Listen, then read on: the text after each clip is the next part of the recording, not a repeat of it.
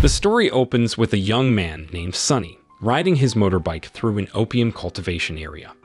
As he travels, he comes across several bodies on the side of the road and notices that one of the ankle cuff is loose. This leads him to believe that the individuals were taken captive by robbers. Through his binoculars, he spots smoke rising from the middle of the forest and decides to investigate. Upon arriving at the source of the smoke, Sonny finds a group of robbers having a burning party. He approaches them politely and inquires about the contents of the black chest they are guarding. Rather than answering, the robbers become aggressive, and a fight ensues. Sonny, who proves to be highly skilled in combat, can easily defeat the robbers. Once the fight is over, Sonny opens the black chest to find a boy inside. The boy, named MK, tries to escape, but Sonny quickly captures him by throwing a rope around his feet. After Sonny directs MK to bury his friends who had died on the side of the road, he takes him to his home, the fort. Here, Sonny explains to MK that he will be trained to become a Clippers, a fighting force for the Baron who controls the area. If he refuses, he will be made a slave and forced to work in the garden for the rest of his life. Baron Quinn then questions MK why all the barons in the area are interested in him and want to kidnap him. MK, who is innocent, replies that he also does not know what advantages he holds, which is why he became a target of the other barons. Hearing this, Quinn decides to take MK to the arena to discover his strengths. During their conversation, Quinn's son, Ryder, appears and protests his father's actions in ordering Sonny to kill all the robbers without his knowledge. As his only child, Ryder is the sole heir of the fort. In response, Quinn explains that these robbers do not work alone and are hired by other barons to do dirty work. As MK is shown fighting with someone who has stolen his necklace, it is revealed that the symbol on the necklace is the same on Sonny's compass. Sonny stopped the fight, and he decided to take the necklace. But before he has the chance to examine the necklace further, Ryder appears and demands that he will keep the necklace. Simultaneously, Quinn is shown conversing with his first wife, Lydia. She suggests that he should gradually hand over his responsibilities as a baron to his son, Ryder, due to his age and declining fighting abilities. However, Quinn denies this and states that the next baron's successor is not based on lineage, but rather on someone who can lead the fort to prosperity. This implies that even Quinn believes Ryder is not fit to continue his leadership. It is also revealed that as a baron, Quinn has a second wife named Jade, who is much younger and more attractive than Lydia. During the night, Sonny is seen with his girlfriend Vale, who works as a doctor for slaves. She informs him that she is pregnant, which surprises him, as Clippers are strictly forbidden to have families, to ensure their loyalty to their baron is not divided. Vale proposes that they escape the Badlands and start a new life together, but Sonny mentions that Quinn would not let them leave without consequence and would mobilize all his men to hunt them down. Meanwhile, MK is ambushed by his friend who had previously taken his necklace. At first, MK appears to be normal, but after he sees blood coming from his body, things take a turn for the worse, as something appears to take over his body. MK suddenly displays extraordinary instincts and strength. As Sonny witnesses what has just occurred, he immediately approaches MKK and inquires about his newfound strength. MK, however, is unable to explain what happened and recalls that every time he wakes up after losing control, those around him are injured. Sonny then questions MK about his compass, which leads to the revelation that the compass points to Azra, a mystical city far outside the Badlands region, where MK previously lived. As Sonny makes his way to visit Vale, he is ambushed by a group of unknown individuals. However, due to his exceptional abilities, Sonny can easily defeat them. After the fight, a woman exits a car using a black umbrella, introducing herself as Minerva, also known as the Widow. She is one of the barons in the Badlands area, and her symbol is a butterfly. The Widow's main source of income is crude oil. She approaches Sonny and demands that he hands over MK to her. Meanwhile, MK sneaks into Ryder's room to retrieve his necklace, but he is caught and sentenced to death by execution the following day. Sonny, upon hearing the news, goes to the prison to free MK, and shows him a way out through a secret tunnel, telling him to find his mother as soon as possible. The widow is also seen meeting with someone to kill Quinn as the strongest baron in the Badlands. However, they are ambushed, and a commotion ensues. The widow proves to be a formidable opponent as she defeats all the criminals. She then discovered that the person responsible for the attack was Ryder. The next day, while on the run, MK stumbled upon Tilda, a skilled teenage martial artist, hunting on the border of the widow's territory. Tilda took him and revealed that she was the foster daughter of the widow. The widow already knew that MK was the one who had escaped from the fort, and she confronted him about it. She asked him about a young boy with a necklace bearing the symbol of the city of Azra, which MK knew was himself. Filled with fear, MK lied and denied it was him. The widow then met with a group of thugs not affiliated with any baron, referred to as nomads, and offered to team up with them to overthrow Quinn. At first, they were hesitant, as they believed that the widow's group, mainly composed of women, was weak. However, after Tilda demonstrates her deadly skills by killing one of the thugs, they finally agreed to join forces. After the meeting, the widow ordered Tilda to test if MK had the special power by hurting him, as it would only appear when he was bleeding. However, Tilda decided to fake the wound on MK's face by injuring her hand, to deceive the widow into thinking that MK was not the person she was looking for. Meanwhile, Quinn and Sunny visited an old doctor to check on Quinn's frequent headaches. They were greeted by the doctor's husband and wife, who turned out to be Vale's adopted parents. The doctor revealed that Quinn had a tumor in his head and that he would not live long. Instead of showing gratitude, Quinn killed the doctor and his wife to keep the illness a secret from their enemies. Sunny, still reeling from the shock of witnessing Vale's parents killed by Quinn. That is until he met Waldo, a former leader of the Clippers. His words gave Sunny hope for the first time since the tragic event. Sunny told him about the legendary city of Azra and how it might be a way out of the Badlands for him. However, Waldo warned him that the situation outside of the Badlands was probably even worse, and that Quinn would hunt him down if he tried to escape. As night fell, Tilda and MK formed a bond, and he asked for her help in escaping. But before they could, they were caught by the widow, and MK was handed over to the nomads to be trained as a new member. The next day, Sunny and Ryder were seen staking out an old building, rumored to be used as a place to embezzle opium from the fort. They had received this information from a female worker that Ryder had interrogated the other day. After making sure it was safe, they entered the building, only to find themselves trapped by the nomads, who had previously worked with the widow. Sunny was forced to face dozens of nomads alone, as Ryder had been captured and held with a chain around his neck. Despite being outnumbered, Sunny manages to defeat some of the nomads and, in a fit of rage, brutally killing the others, successfully rescuing Ryder. However, just as they thought they were safe, Sunny was ambushed by the leader of the nomads, who had survived the initial attack. Luckily, he was saved by MK, who was taken by the nomads before. MK revealed that he knew of a way out of the Badlands and offered to help Sunny escape.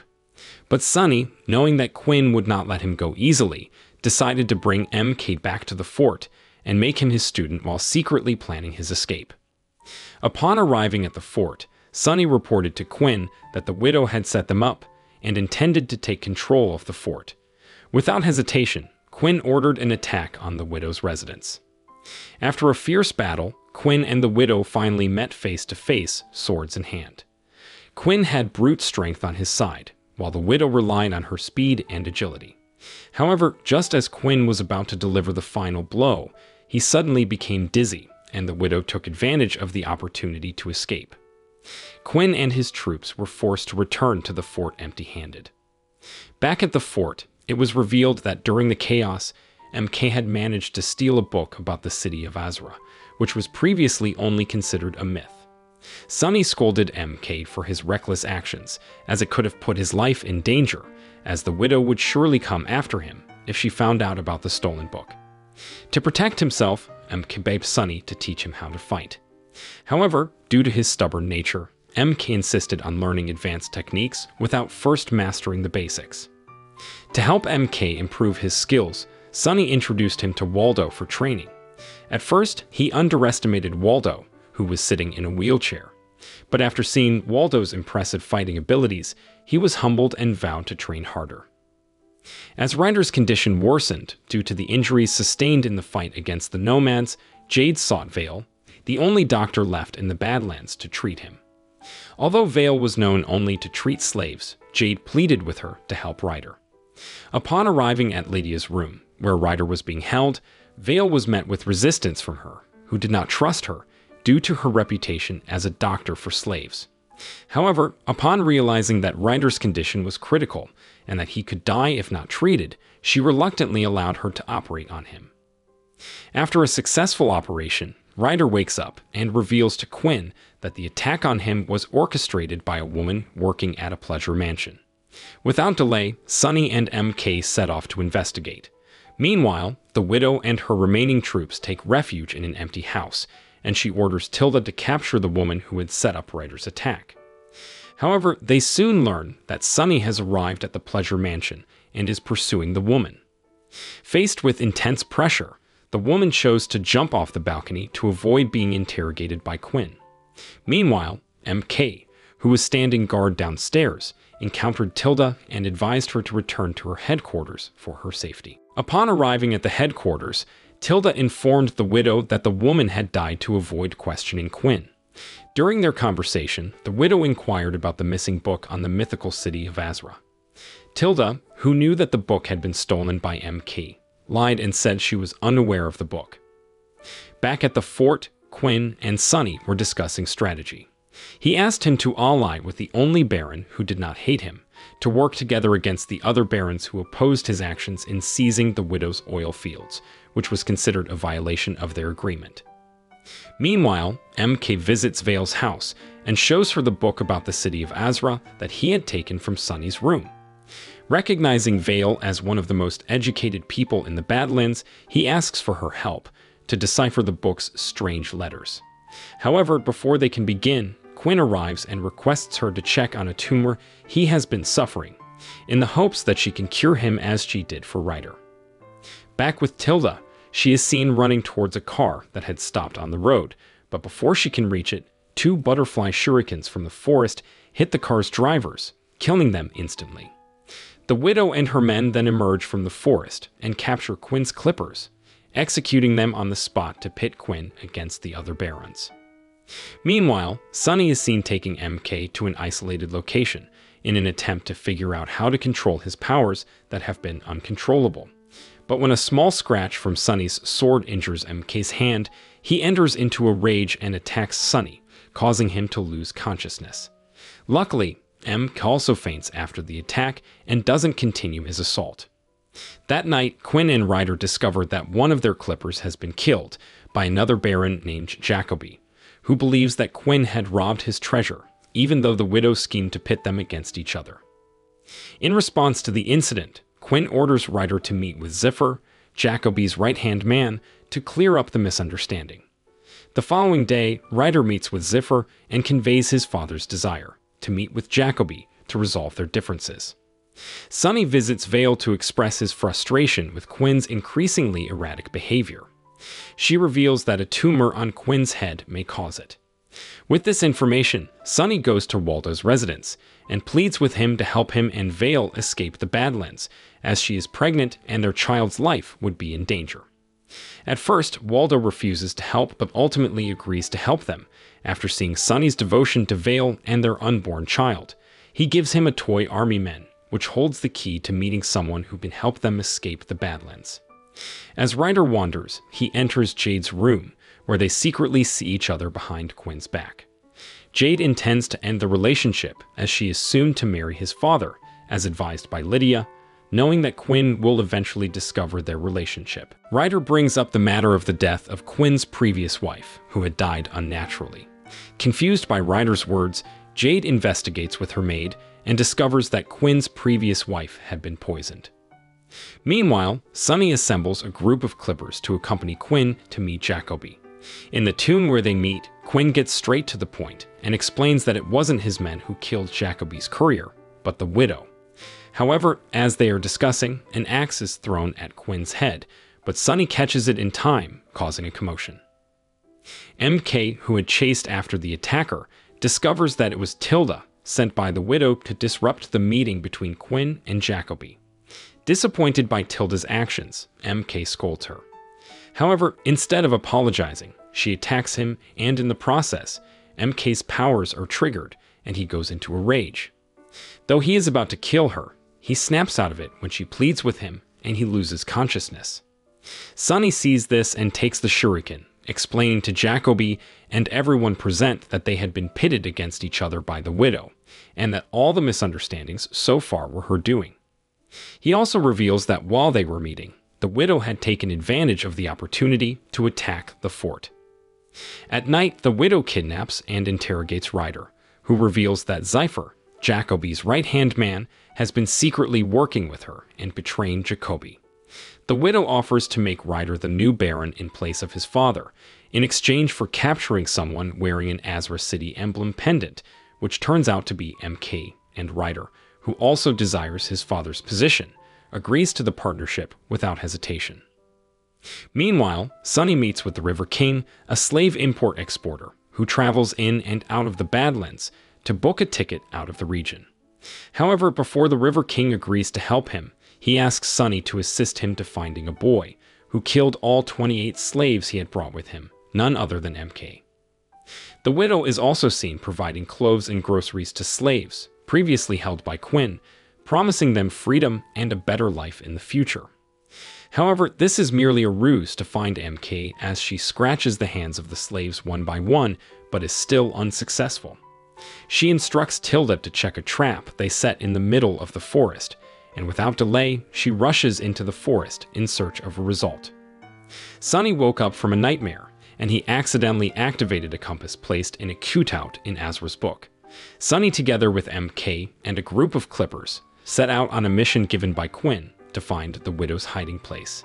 He shared with MK that the compass had suddenly started working and might be a guide out of the Badlands. During their journey, they stumbled upon a trap set by the widow, which injured some of the Clippers. They decided to rest for the night in the forest. That night, MK was on watch duty when he was approached by Tilda, who warned him that the widow suspected him and advised him to be cautious.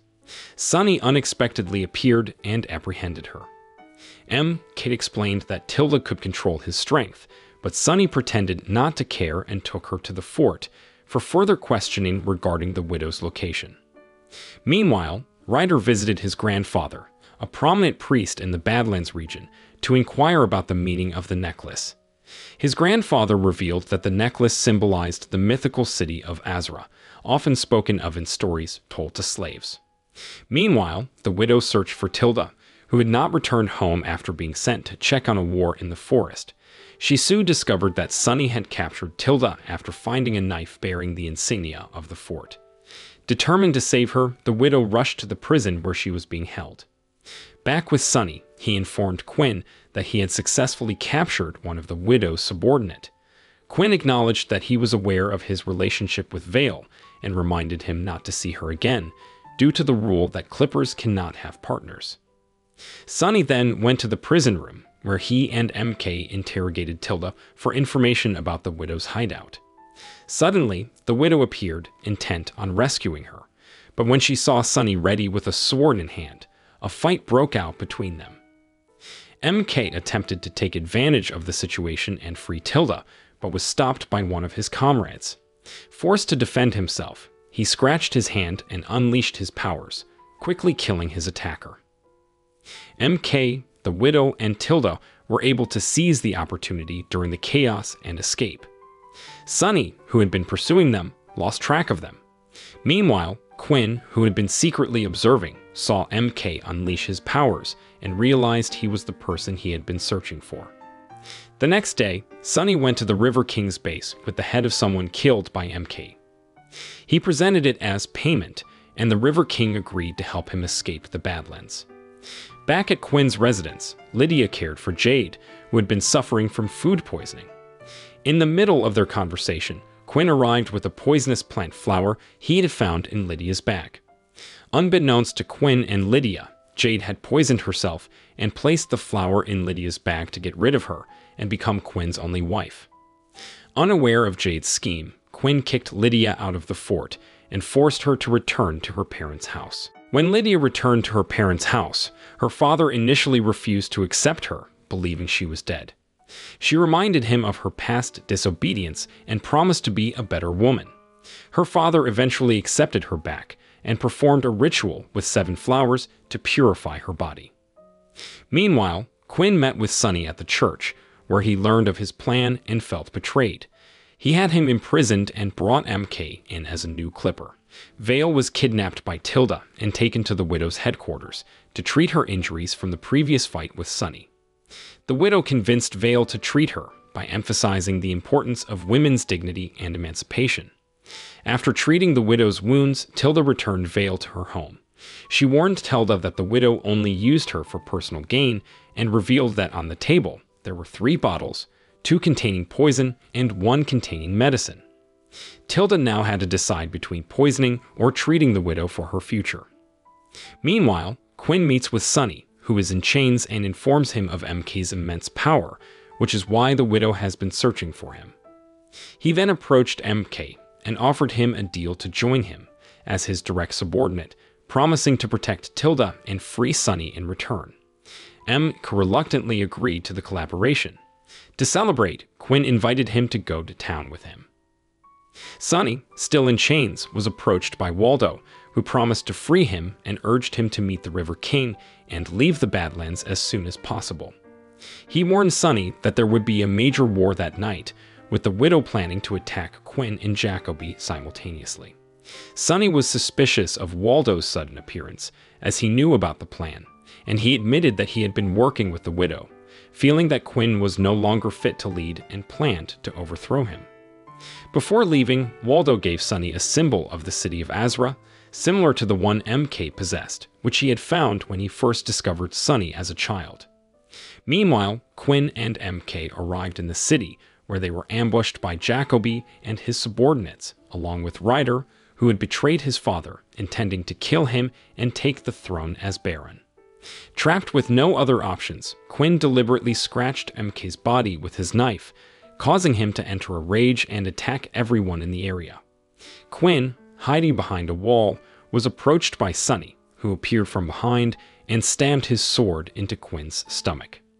When Sonny attempted to stop MK, 3 unidentified monks appeared. They could easily stop MK by tapping his body. Sonny fought against the 3 people who were trying to take MK away, but when they displayed the same power as MK, they could easily defeat Sonny and take MK away from the scene. The moral of the story learned from this series is the dangers of pursuing power and ambition, leading to betrayal and violence. It also shows the importance of control, empathy, and understanding towards others, and the need to protect the loved ones.